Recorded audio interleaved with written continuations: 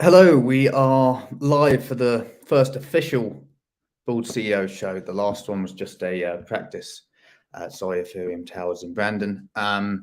Today we have Callum with us from Plethori, who are a ETF, crypto ETF provider, also one of the companies that I advise, listed on MEXC Global. They're on Avalanche as well as on Uniswap V3. So let's see if we can get Callum out here. Oh, that was quick. How's it going, Dom? Yeah, very good. Thanks, Scott. It looks better weather than what I've got. The sun has just come out. It's been rain and hailstorms most of the day. Oh, fair enough. How is my camera? Is it too bright out there? I guess it looks like... No, it's okay. It's okay. It's not too much glare. You can't see anything out. It's like a screen that they have. It's like one of those mirrors. They can see through it, but you can't see back out. Right. So how has your week been? Good, mate. Productive. Everything's coming along really well. And how's Barcelona? Oh, Barcelona was fantastic. You missed out there, I have to say. The weather wasn't great. The summit was just next level. Avalanche did a really, really good job. Put on a great party. So yeah, no, it was good. Met lots of people, good food, good drink. Fair enough. Really enjoyed it. Passed out. No such thing. See, I always wonder with that, because if I went to it, would everybody think that we're launching on Avalanche? So I would be like setting bad expectations, maybe. That's my excuse for not coming anyway. You get a whole mix of projects there, just people networking, people interested in what's happening on Avalanche. Yeah, completely across the board. But no, it was good. Fair enough. We need to look at Avalanche. We've got bloody developments, as always, coming out of our ears. We've got Solana upcoming, which is hell on earth to try and build on. At least Avalanche is EVM compatible. But yeah, kicking off on the actual Ask Me Anything. So do you want to give a little bit of an intro into yourself, sort of where the idea for Plethori came from, why ETFs? Yeah, I mean, absolutely. ETFs are taking off globally. 2021 saw ETFs take first position in global financial products. They surpassed mutual funds around the middle of the year, finished the year with around 10 trillion assets under management across the globe. And they're set to carry on this trajectory long term. So it was a no-brainer, really. Crypto is still in that phase at the moment where traditional financial products are starting to flow in, traditional money is starting to flow in, and we noticed a gap in the market. There wasn't really much going on in terms of people developing crypto ETFs or a crypto ETF platform. At the same time, we saw obviously the Bitcoin ETF was facing difficulties getting through in the SEC and starting to draw people's attention to the idea of crypto ETFs. And we decided to go for it. Fair enough. Bloody SEC, eh? Always on the bane of our lives, eh? And what about sort of the team specifically? So the team's fairly well dispersed around the world. I'm in the UK, and a few of the management team are here in the UK as well. Yeah, not far from you, actually, I believe. Don't dox me. Don't dox my location. Don't dox mine. We've got guys in Australia, so the management team is really split between London, or just outside London, and Sydney. Then we've got the team spread throughout Europe. We've got a couple of really good developers in Japan. Our project manager is in Latvia. Yeah, fairly well spread out, actually. Fair enough. Doesn't make team meetings any easier when we're trying to coordinate 17 different time zones, and then daylight savings pops in and shows its ugly face again, confuses everyone. Tell you what, that threw me for 6 this week. Going from GMT, same as UTC, to BST. Literally, the whole schedule, just everything was just coming like an hour earlier than expected, or an hour later, and just had to finally just say like, okay, so we're going to stick to everything UTC, because you don't know whether to move it an hour later or whether to sort of stick with the original plan. No, it's just throws a spanner in the works big time. 100%. What was I going to mention? It was related to. It's going to come back to me. But let's have a chat about sort of when we originally spoke, and you were after some sort of advice. It was to do with the idea and concept that you had of building out NFTs of the individual asset classes within a ETF in order to make like a hybrid. Do you want to tell everybody a bit about that, how it's going, how far it's come? So we've just finished our ETF analysis tool, which we've announced this week, and we're going to start showing some demonstrations and trials on.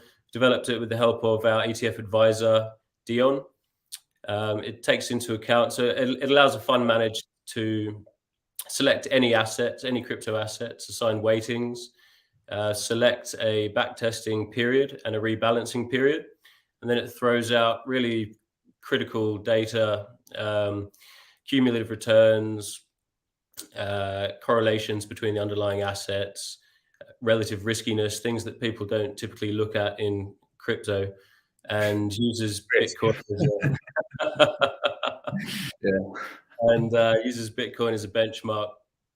So we'll be showcasing. We've showcased the tool to some degree already. We'll be showing it a little more this week. So this is we've just hit the point. I'm explaining that is that we've just hit the period where we're going heavy into product development, which will be the construction and backtesting of all of our ETFs. In answer to your question, all of our ETFs, most of our ETFs at the moment are thematic ETFs. So we're one of those is an NFT ETF. It's a lot of letters there, but that's basically the idea of it. And the Metaverse ETF, you're really going to come in and provide your wisdom and help us, construct them and put them together well. Everything that you know about the industry. My ample Metaverse experience, Metaverse guruship. I am particularly bullish on areas of the market. We have it, but as well vEmpire, but also you guys in particular, I'm very bullish on areas of the market that are going to benefit from the increase in the maturity and the length of time that the market is active. I always talk about VEMP and vEmpire with the fact that Metaverse has only become a buzzword since Facebook rebranded, and then as sort of Metaverse property management and virtual real estate management as well is even newer. So as the market matures, traditional valuation metrics, thematic risk, for example, will be more looked at, because the same analysts that currently cover those things in the traditional market will naturally move over. And as those analysts are, learning, getting educated, going to university, they'll begin to learn about crypto there. And then that will all lend itself over. So I think in the long run, there's going to be a lot of good winners and cheap tokens to take advantage of if you are looking with what nobody in crypto looks with, but a long-term view. I know everyone is very much always looking for immediate returns, but there's certain protocols, and definitely Plethori is one of them, where as the market matures and people realize the value that comes from actually having an identity beyond just an animal, then it will definitely come into its own. So, yeah, what did Warren Buffett say? That's what we're really excited about. The tokenizing of, at the moment, all of our ETFs are focused on existing crypto assets.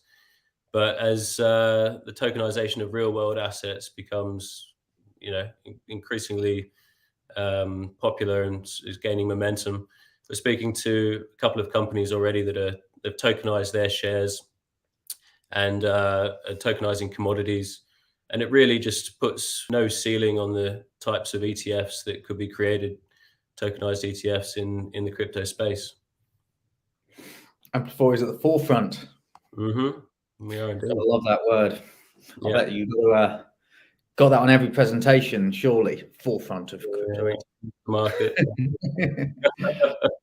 There's a few companies popping up now that are not direct competitors. We still don't have any. We've got, obviously, there's ETF companies popping up that are providing some competition. But our precise product and our USP is yet to be seen in any other companies, which is really exciting, actually.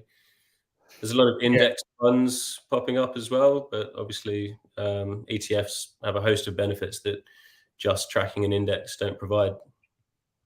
Yeah, definitely. And competition in a sector is always good for innovation, and also for example, when Facebook rebranded, people look at the sections, for example, on CoinGecko or CoinMarketCap. People just, back in October, people were just blindly looking, Googling metaverse tokens and just going, as in once you get a sector, then your token follows market trends more, which can be good, can be bad, but it's all about visibility. So the more visible that you can get, even if that is with increased competition, it's definitely helps sort of in the long run. But yeah, where in terms of development and timescales, roadmap, everybody always wants to know where roadmap. Yeah, absolutely. It's just started raining here. There we go. That's your weather coming through. So we're set to launch our ETFX. That's our ETF exchange in Q3 of this year. We'll be launching the V1 initially, which will host a range of Plethori designed and curated ETFs. They're the products that we're building out at the moment that we'll be releasing details on very soon. The V2 will come end of this year, is what we are hoping, knowing developments like the... Sense some hesitation there. Well, it's development. It always takes longer than you expect. But we're aiming for Q4. There's not a huge difference between V1 and V2. It's mainly some sort of UX and user side stuff. So Q4 is where we're aiming.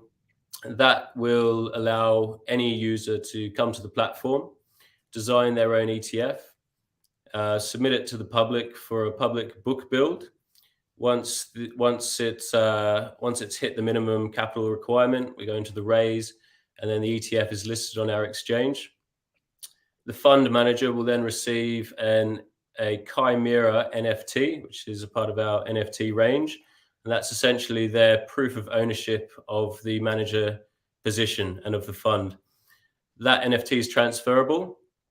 So it's kind of like building your own business. They can come in, design their business, their fund, have it listed, grow value in it, and then sell it to the highest bidder on Plethori's marketplace or on OpenSea. And that's really our USP. That's the product that we're really excited about getting out.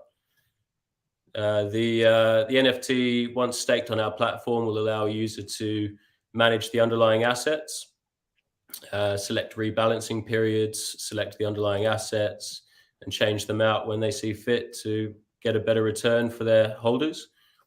And we'll also give them a percentage share of the transaction fees and the management fee. Now, speaking of NFT staking, I'm going to take the opportunity to shill to your Plethori people. You've all got whitelist on our NFTs, which are minting today. We Only have. 0.5 BNB. Yeah, Bargain. he's very excited about that as well. I think 1,800% APY at present. So enjoy it while you can. It's not the only big news you've had today, is it? Oh yeah, true. Actually, I should probably mention, yeah, our KuCoin listing came out of nowhere. I think surprised a lot of people. Yes, surprised me. Well, Good. It's bound to happen eventually, wasn't it? Well, you know what's after KuCoin? Mm-hmm. When Binance. I tell you what, I always say, like, people will complain about anything. And we had somebody complain about KuCoin listing today. Just people just will honestly like complain about anything. The complaint out of interest, not Binance, not Coinbase. No, it wasn't that. It was I can't remember now. My phone's in the other room, so that it didn't go off. But I was gonna get it out. I can't remember, but I don't know. Just people absolutely love Simone. You can never even once you list on every single one, then you can finally stop. But there we are. Getting distracted. Don't want to get me down that road. Go for ages moaning about moans.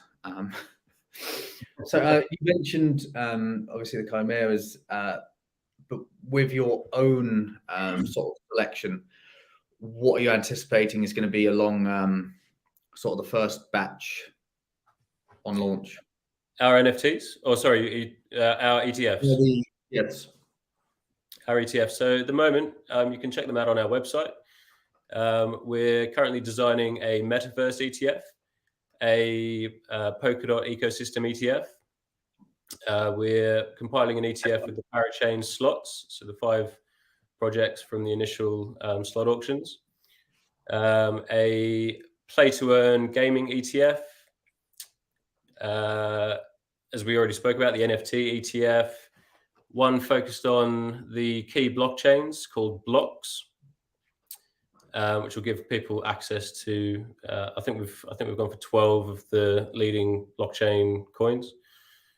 We've got a thematic metaverse virtual casino ETF, which is sort of following a night at the casino kind of theme.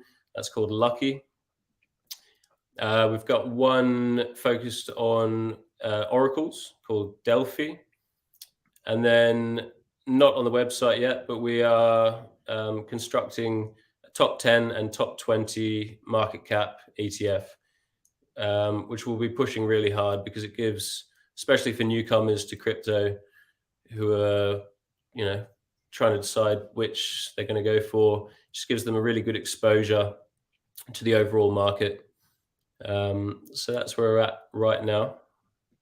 One of the big questions that that often comes up when I'm having meetings with my team is that with crypto, you've got so many people going after the exact same investor base,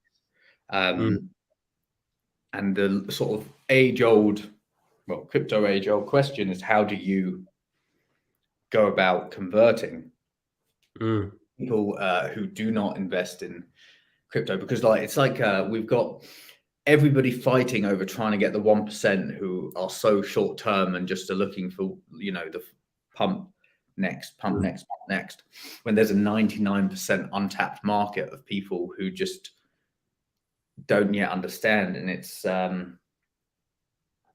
don't know, it seems like it should be so easy to convert the whole world. Like it just seems so difficult. I think maybe it's like the fact that you can't advertise things or something like that. Have you, putting you on the spot here, and you don't need to say that you have the answer, because I certainly don't, but have you thought about how I guess your product and ETFs in particular are quite a good starting point to bridge that gap? Have you had any thought about how you reach out to the 99% untapped? Yeah, so we've already commenced discussions with a lot of TradFi companies and firms who are interested in entering the crypto market but haven't found exactly the right position in which to do so. So we'll be tapping into the TradFi through them, through their marketing teams. Obviously, developing a traditional finance product like ETFs is already one step in the right direction. There's another big reason why we chose ETFs. We've also got several members of the team who are quite big in TradFi. So tapping in through their networks and just focusing. This is actually, the point where we'll be focusing on traditional marketing as well, as opposed to the infamous crypto marketing, which we'll. Tell you what, you've had me connect you to some half dodgy people, I bet. Literally every crypto marketer ever. I had a new CMO start. Yeah, I saw that last week, and tell you what, you couldn't believe bloody what some people charge. I don't know. I think that we get cushion to it. Like we don't realize, because if you don't come. Personally, I have no idea about traditional marketing or influencers. Twitter ads, banners. All I know is like EtherScan ads or influencers, Coles. So that word I only learned it when I came to crypto. Cole, key opinion leader. Likewise. But yeah, apparently it's a thing. But our CMO came from traditional finance, so she worked for a big digital marketing company. Did a lot of work for I'm not sure if I can say the names, but did a lot of work for some big photography firms. And she was she was shocked as well. I mean, I think everyone is when they first sort of start delving into the crypto side of marketing, some of which can be hugely effective and some can cost the earth and produce no results whatsoever. I'll tell you what, my partner worked in marketing, and I think like a couple of months in after like experiencing like the multitude of like terrible marketers, I said, you need to leave your job and start a crypto marketing agency, because there's no way you could do it worse than the people I speak to. Like honestly, the bar is so low. Just literally like even turning up is probably, you'll be winning. Replying to messages, that'd be a start. Yeah, again, I always tell you what, I'm a pessimist. I always get down all of these chats. I always end up moaning about something. Let's not go there. Keeps it interesting, I guess. It's like, what am I going to have absolute whinge about today? That's the show. That's the show, really. This part is just the filler. Who came up with the name for your show then? Oh, so that is not necessarily who came up. So in the Chinese community in particular, there's a fascination with my baldness. So I've been called I'm just known as bald, as in like called bald, like what is bald doing or something. I always screenshot. It's a really good trick. If you screenshot and use the Google app, there's a thing called Google Lens, and it will just auto translate the whole screen for you, which is really useful. And just the amount of times I'm just referred to as bald, like what is bald doing, like. So I get called bald CEO because I don't know, just there aren't bald CEOs in China apparently. So that's where the bald CEO show came from, and of course it rhymes. So that's the main influence behind that. Have you got subtitles enabled for this for your other communities? No, but they will almost certainly be familiar with the word bald by now. Just hanging on for that word. When we're going up in a green market, it's love bald CEO, but when we're going down, not so much CEO. Yeah. Yeah. Getting back to crypto ETFs, obviously you've got themes and your favorite word, thematics. But how do you construct the ETFs sort of beyond that? So it's using our analysis tool. We have minimum requirements for primarily for liquidity. We've set some minimum requirements for our own ETFs in terms of market cap. We basically have every ETF will select core assets, which total 60% of the ETF. Every single ETF on the platform will always have 5% of our utility token, PLE, in the ETF. And then the remaining 35% we use for what we call extension assets, which are innovative, up-and-coming projects. They still have to meet liquidity requirements so that they can be a part of the fund, and so that the creation and redemption mechanisms work seamlessly. But we're preserving that 35% for those projects where we're expecting higher returns over a shorter period, and they're more interchangeable. So the core assets will rarely be swapped out for other assets. That's while I'm on that point, actually, there's one other aspect to the NFTs. I mentioned the Chimera NFTs for V2, which will be proof of ownership of the fund.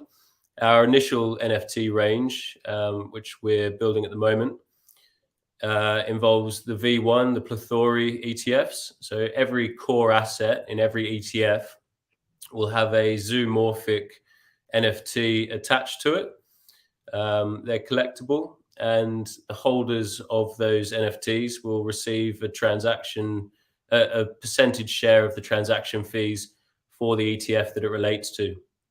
If they collect all of them in an ETF, then they also receive the Chimera for that ETF, which gives them basically doubles, ×2 on their transaction fee share.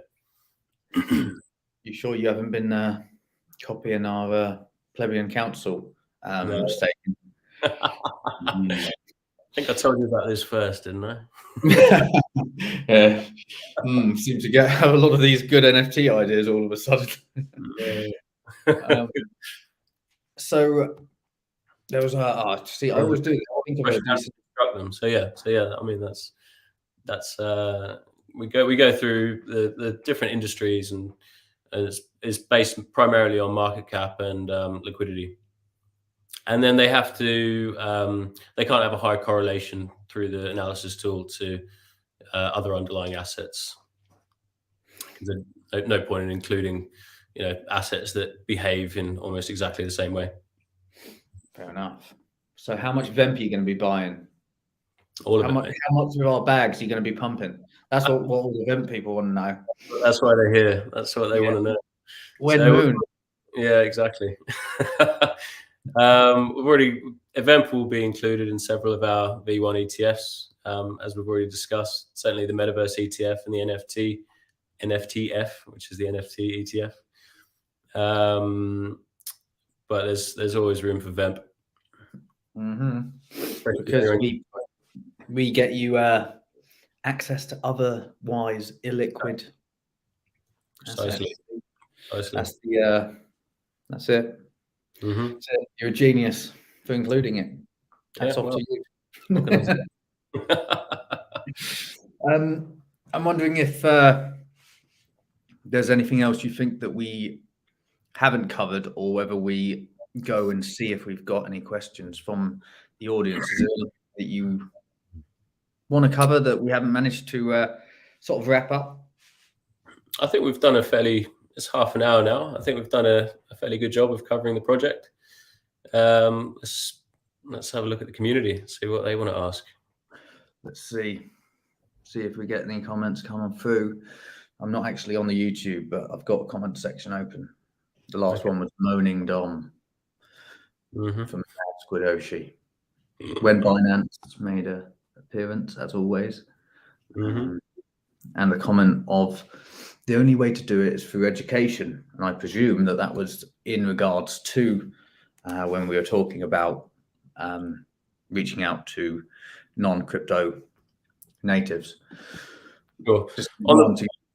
On that point, actually, we're in the process of designing a Plethori space station, which has its whole ethos in education of the community. So it'll basically be a platform. It integrates the Plethori analysis tool.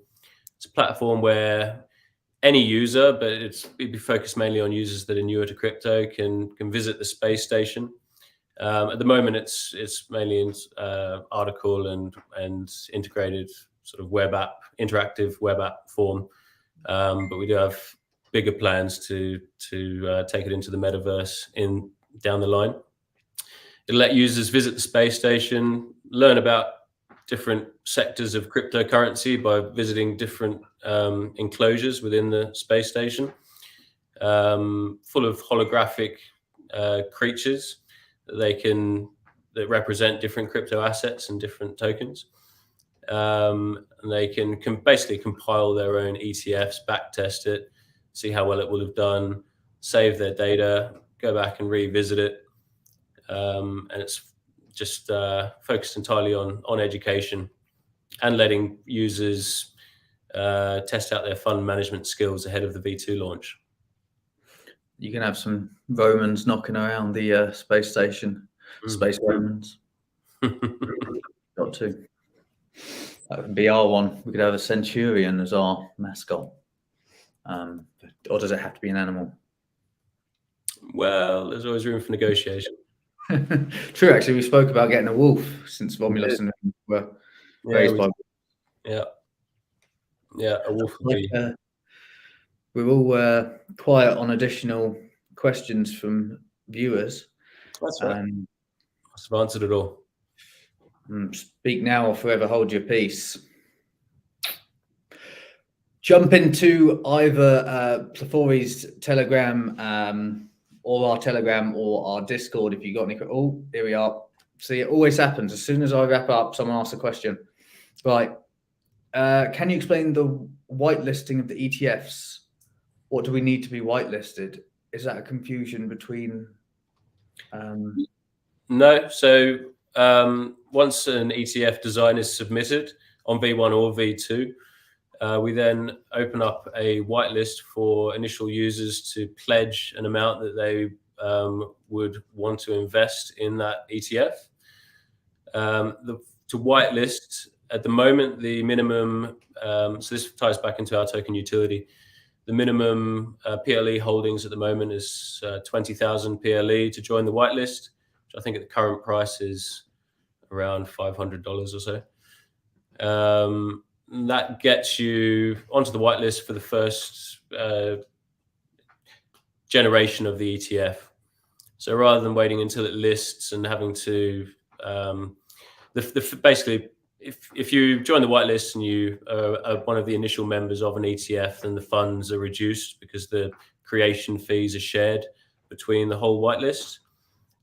You can create additional shares in an ETF once it lists, but you'll be subject to X times however many underlying assets are included in the ETF, if that makes sense.